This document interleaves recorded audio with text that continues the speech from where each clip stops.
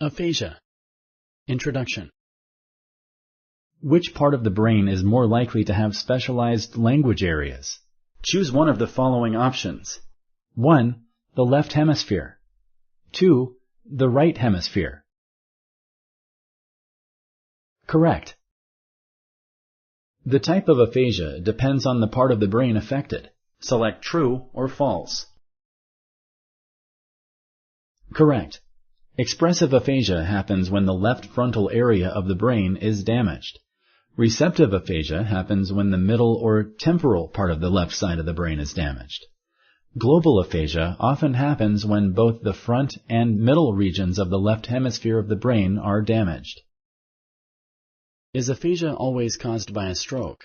Select yes or no. Correct.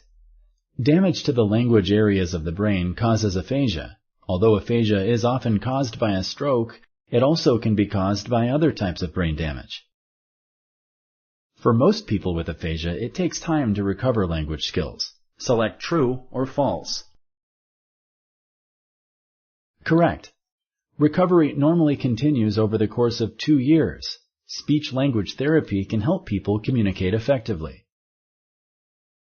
Beth has aphasia. She is meeting Tony for the first time.